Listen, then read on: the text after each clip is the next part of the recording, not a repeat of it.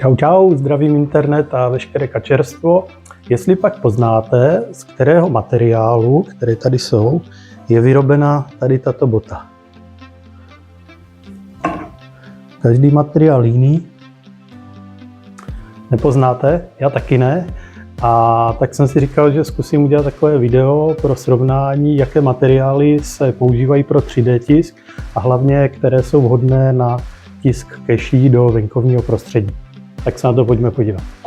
Nejprve v rychlosti, co je 3D tiskárna, jaké materiály se používají, jaký je rozdíl mezi keškami, které se prodávají a jestli PLA je opravdu bioekomateriál.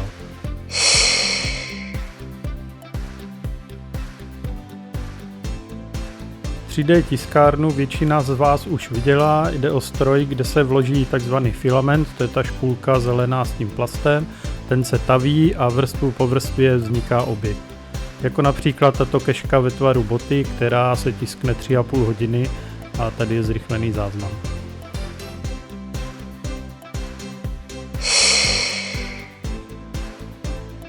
Základním materiálem pro 3D tisk je PLA, který stojí 129 Kč za kilo. Potom lepší materiál je PETG, který stojí zhruba 2x tolik. Ještě lepší je ABS a úplně nejlepší je ASA, ta cena taky tomu odpovídá. Já všechny kešky tisknu z materiálu ASA a za chvíli vám řeknu proč. PLA je tedy základní materiál, ideální pro začátečníky. PETG je trochu pevnější materiál, je vhodnější na funkční díly a ABS, jak už jsem říkal, je materiál, z kterého se dělají třeba kostičky Lega, je pevnější, ale už je náročnější na tisk.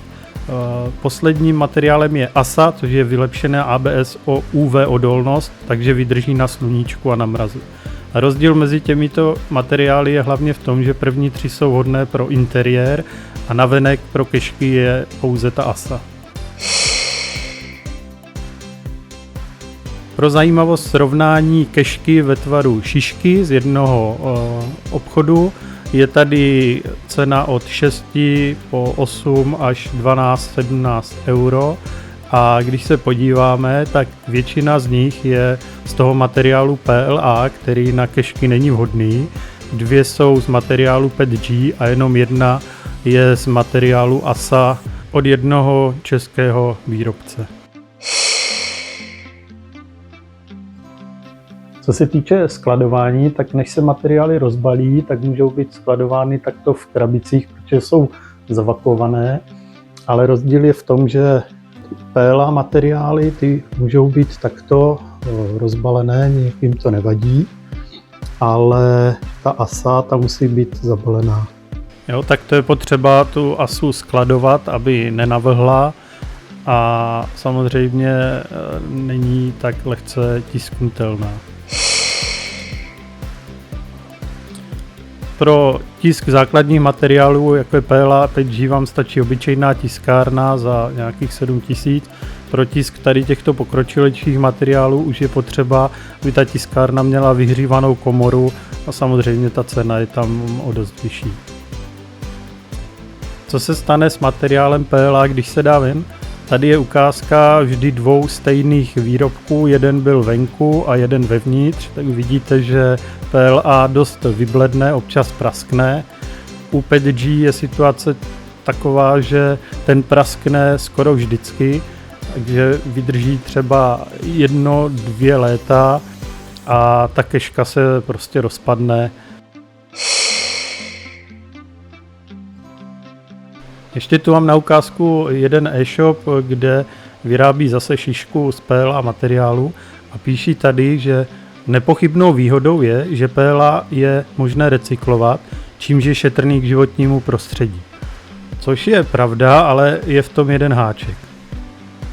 PLA je biologicky rozložitelný plast, vyrábí se třeba z kukuřice nebo z cukrové třtiny, což je super, ale rozkládá se za specifických podmínek v průmyslových kompostárnách při teplotě nad 58 stupňů. A to v řádu týdnů až měsíců v průmyslových kompostárnách. Ale v běžném prostředí venku se rozkládá stejně jako jiné plasty extrémně pomalu. A co říct na závěr? Nekupujte kešky z levných PLA materiálů, protože ty kešky prostě nevydrží. Jinak 3D kešky jsou super, vypadají pěkně a když jsou dobře udělány, tak vydrží léta.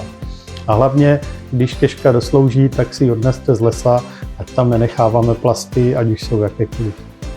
Díky za shlédnutí a někdy zase. Čau, čau.